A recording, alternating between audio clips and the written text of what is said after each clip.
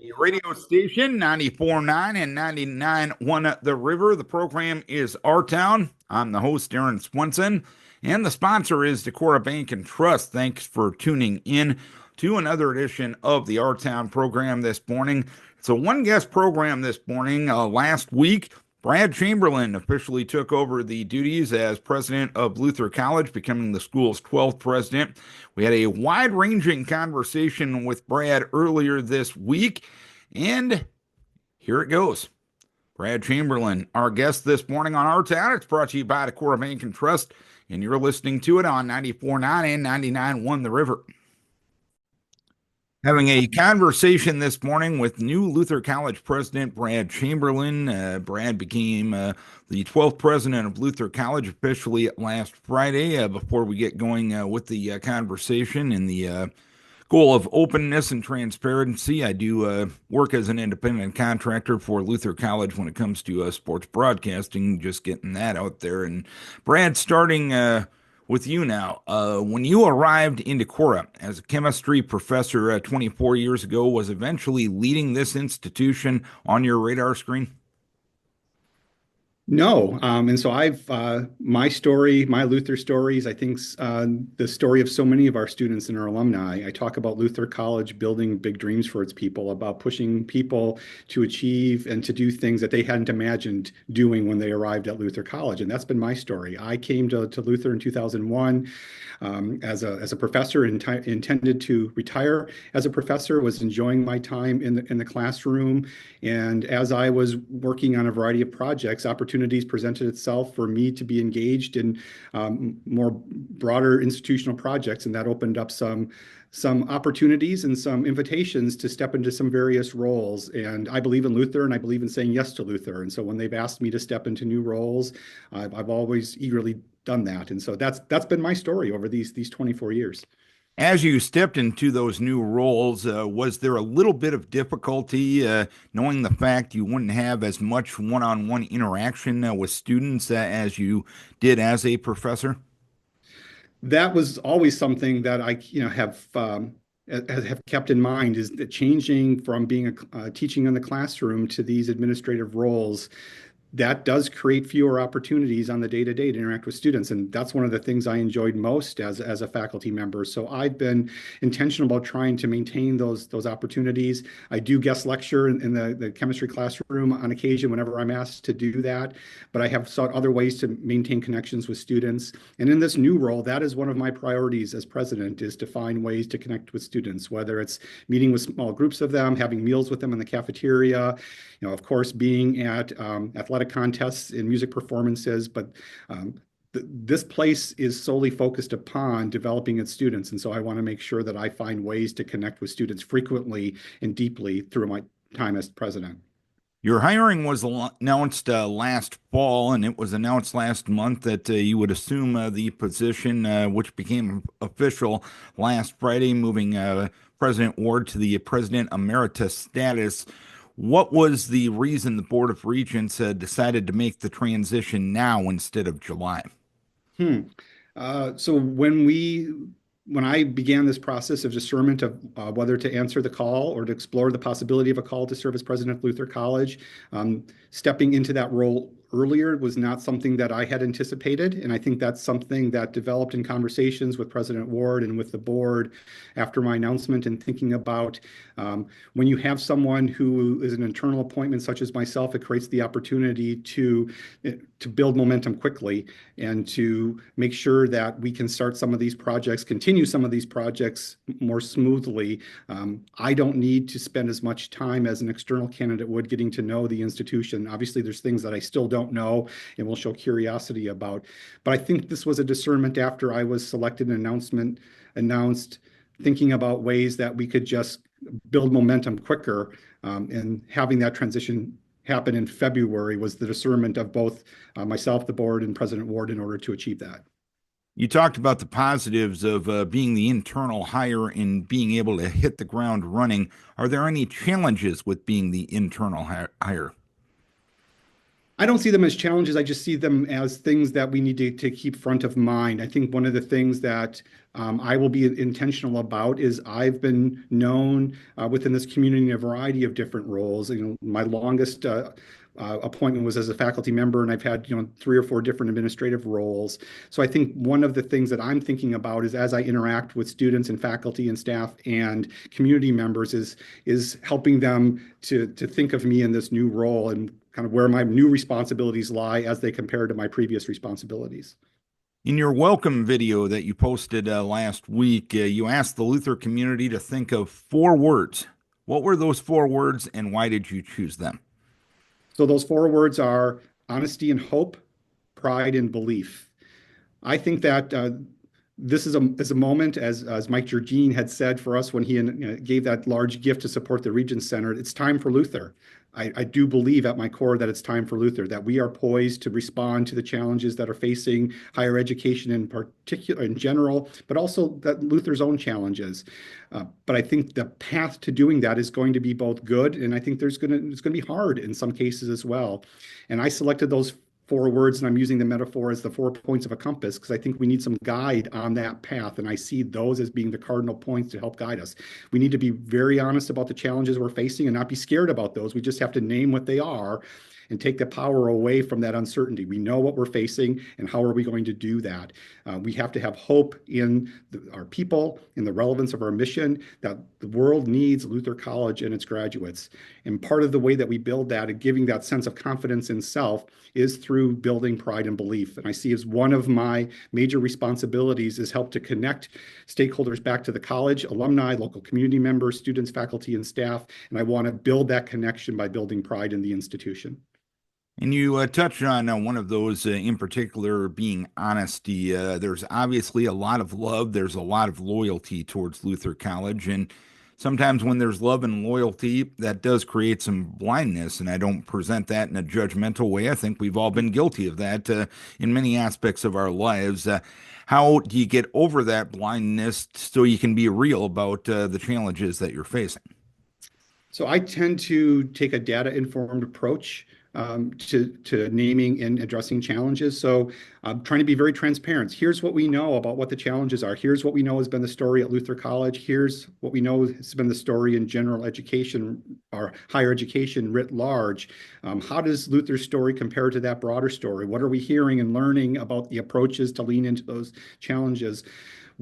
Of those can be adapted for Luther? So, I mean, I begin with data, but I don't end with data. I use them to start the conversation saying, here's what we know. What might we do with that? How might Luther respond in a way that's authentic and congruent with its mission, identity, and culture? What's the best things Luther has going for it? I've always said it's a people in our place.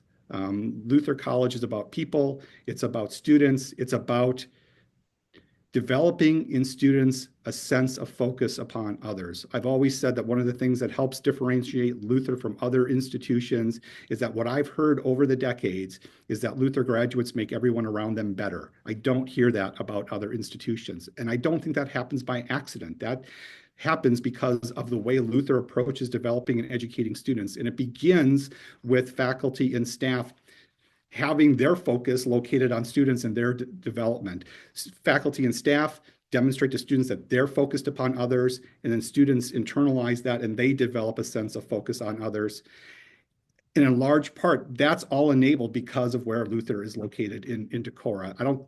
Can't think of a better place for a residential liberal arts college than Decorah, Iowa. Its natural beauty, the vibrancy of this town of Decorah, it draws in excellent faculty and staff. It creates an excellent living and working environment for faculty and staff, and that enables that excellence to occur at Luther College as well. That overlap between Luther and Decorah is really powerful, and that combination of this people in this particular place, I believe, translates into truly transformational and excellent learning opportunities. And you just touched on the relationship between the college and the community itself. There's no doubt a strong Luther College means positive things for the Decorah community. It's one of the largest employers in the community, having 1,200 to 1,500 students in town 10 months out of a year. That has an economic impact as well. How do you keep that relationship a strong one? That's going to be one of my key priorities is helping to maintain and strengthen that relationship and being really transparent in naming that a large part of Luther's success is due to Decorah's success and vice versa. There is a true partnership here. This town-gown relationship is really critical to both the success of Luther College and to Decorah as a community. I don't see any walls, real or imagined, between Luther and Decorah, and I don't think our students do either. So when students have fun in Decorah, they think they're having fun at Luther College and vice versa. And so we really need to understand that the Decorah experience is the Luther experience for our students. They look at the whole package, not just the campus, but they look at the town as well. And there's so much to offer here. And one of the things I'm really eager to do is to find an increasing number of ways to get our students off of Luther's campus and into the downtown so they can experience life in Decorah like our faculty and staff do. Part of it is naming the importance of that partnership and inviting more opportunities for Luther to partner with the local community and businesses and organizations. Luther is not just a major employer. It is a major employer, but we're more than that. That partnership is really critical. And it's critical for Luther to get this right. And if Luther doesn't get it right, Decorah as a community suffers the consequences as well. You touched on the challenges that Luther College is facing. What are the challenges that are unique to Luther? What are the challenges that are maybe unique to other small liberal arts colleges? And what are the challenges that are facing higher education in general? Well, there are many. Higher education's experiencing a moment, if you will. I think it's Luther College, like the rest of higher education, is facing once in a lifetime challenges. And I'm not saying that to exaggerate. I think we are engaging with a multitude of challenges that are going to require institutions like Luther to be very intentional about thinking about how they can respond in ways that are aligned with their mission and their strengths. So there are a number of challenges, but three of the challenges I'm really interested in leaning in first. The first one is that there is a decreasing confidence in higher education and the value of the degree. And so that's a narrative, a story that Luther College has to respond to. We have to demonstrate to prospective students and their families and the local and broader communities that Luther College is still relevant, that its mission is still relevant, that we're building in students the competencies to help them thrive not only in their first job, but in the totality of their life experience. The second challenge is that the data is showing us that students are increasingly having challenges connecting with each other and from a meaningful sense of community, both on campus and off campus as well. So a place like Luther College has to be intentional and not take for granted that those connections are going to happen on their own. This is one of Luther's enduring strengths, the sense of community that is built here on campus. We are particularly poised well to respond to that challenge, but we have to be intentional about how to connect students with each other, how to connect students with broader campus, how to connect students with Decorah. And the third challenge is that students increasingly need more support in accessing a college education, completing their studies, and finding their first job. Compared to 20 years ago, when I arrived at faculty as a faculty member to teach chemistry, we had supports, but we're going to need more intentional supports to show students the path that they can get to Luther College, that they can afford Luther College, that they can succeed at Luther College. We're going to have to build the supports to help build in them that sense of confidence, that sense of a belief that's going to give them the resilience to move through the challenges of a college education. And that is going to be challenging. It should be challenging. We need to be pushing students out of their comfort zones, but we need to give them the confidence that when they're out of that comfort zone, that they're not alone and that they are capable of meeting that moment, meeting that challenge. And then we have to help them find that first job. That's key. That's top of mind for many families. And one of the things when I speak with prospective students and their families, we're going to do that. Luther College has done that over the years. But Luther College is not just going to help someone find a first job. We're going to help them find a good life. And so we want to have to demonstrate that we are, of course, thinking about that immediate return, but we're thinking about the long return as well. And you mentioned the confidence in higher education as a whole. From the outside looking in, seemingly the price tag is one of the biggest challenges with that confidence.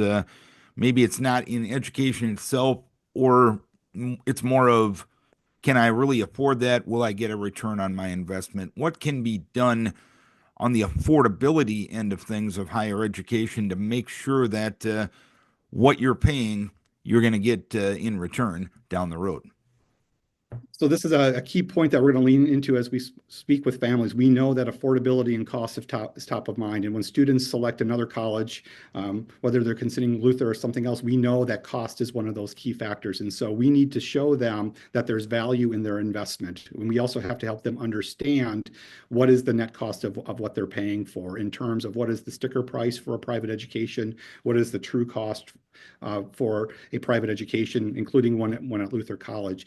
In many ways, while the sticker price of Luther has increased, the net cost for students has remained relatively flat over 10 years. And that's not a story that most community members know or prospective students and their families know. So we have to really help them understand the economics of paying for and affording a college education. At the same time, we know that families are increasingly concerned about taking on student loans, about how that debt burden is going to affect their lives. And so we have to create more avenues to provide financial supports for our students so we can make Luther College more affordable to students. And when it gets down to it, how do you just avoid that sticker shock? You mentioned that there's the price and there's what you actually pay, but some people out there judge a book by its cover. How do you avoid the sticker shock?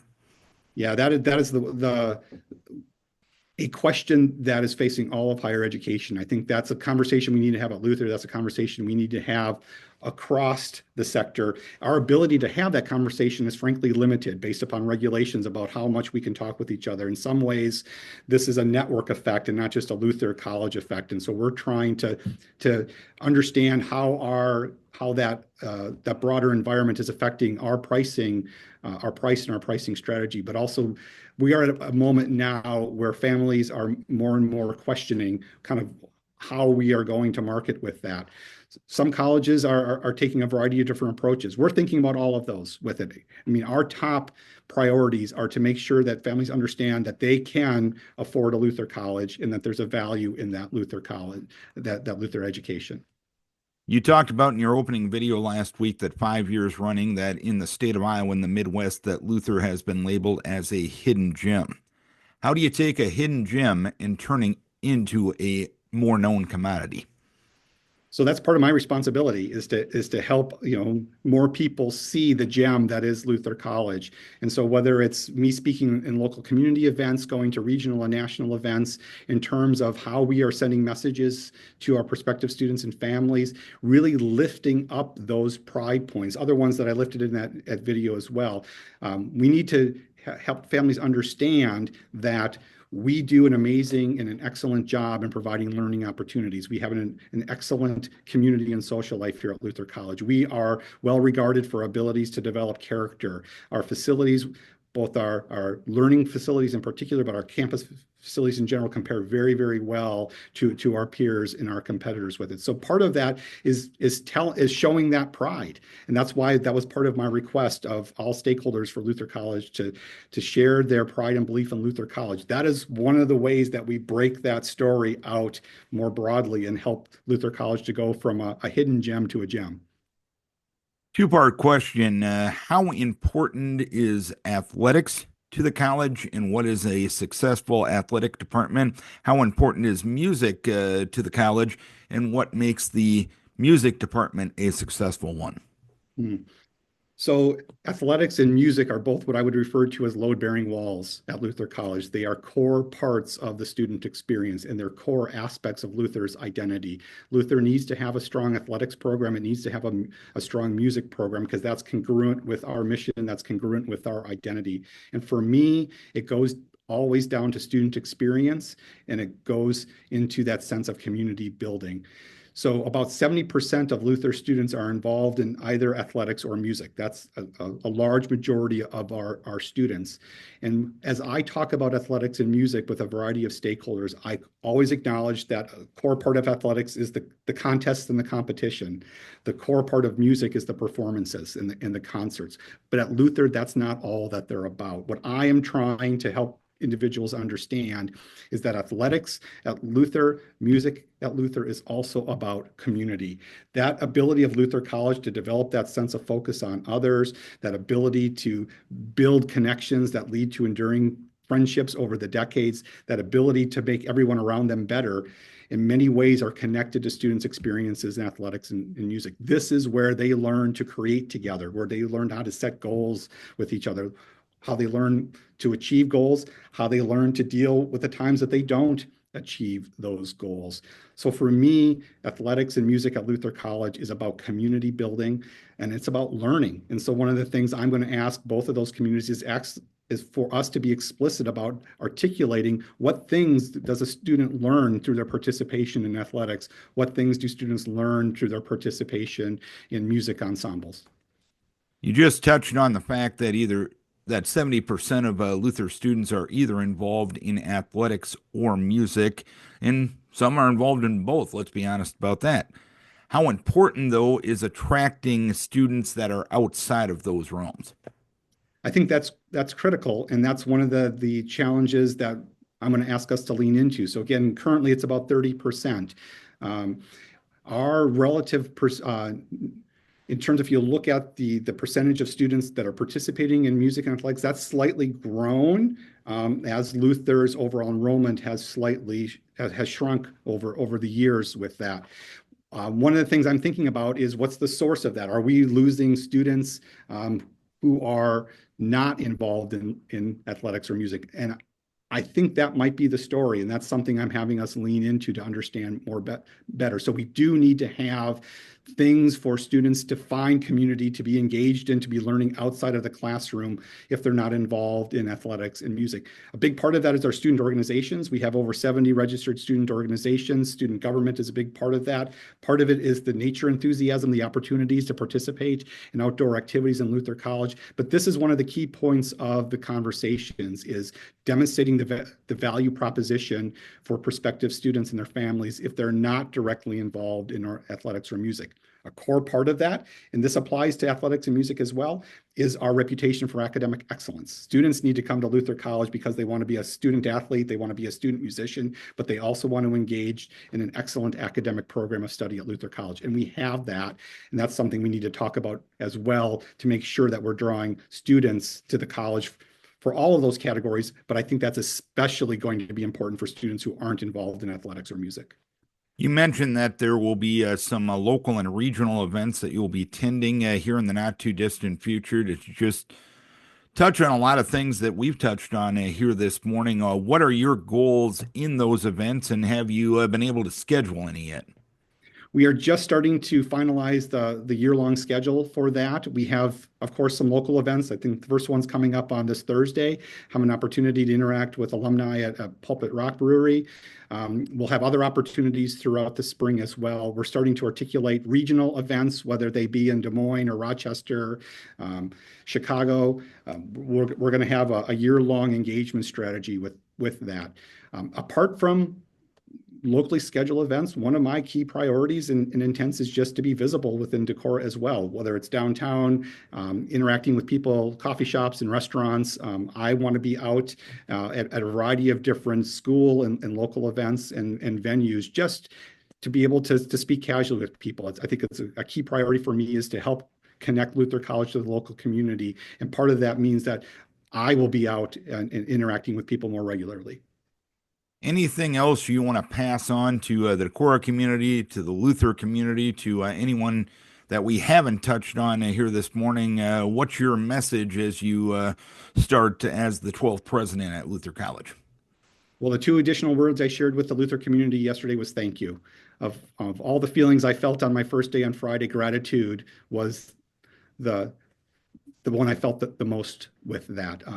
I've truly been blessed to have 24 years at Luther College, and I feel blessed by the opportunity to spend additional years at the college in this new role with it. This is a time, I think, for Luther College. This is a time for Decorah. This is a time where we're going to do hard things together, but this is a time where we're going to do good things together. And I want to emphasize the together.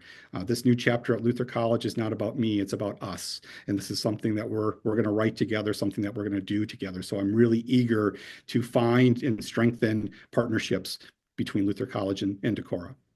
Brad, we appreciate you giving us a few minutes to talk about the college and everything it's facing right now and every opportunity it has right now. We thank you for the time and we wish the college the best of luck as a new era is underway. Thanks, Darren. It's been a pleasure. Brad Chamberlain, the 12th president of Luther College. Our thank you to Brad Chamberlain, the 12th president of Luther College, the new president of Luther College, for taking a few minutes out of his busy schedule to discuss all aspects of Luther College with us here on the program this morning. Don't forget, you can watch this program each and every week. We put it on YouTube. We realize you're busy. You can't always be near a streaming device, a smart speaker, or a radio at 9 o'clock on Thursday mornings, but we get to talk to interesting people about interesting things, and we want to bring those conversations to you on your schedule.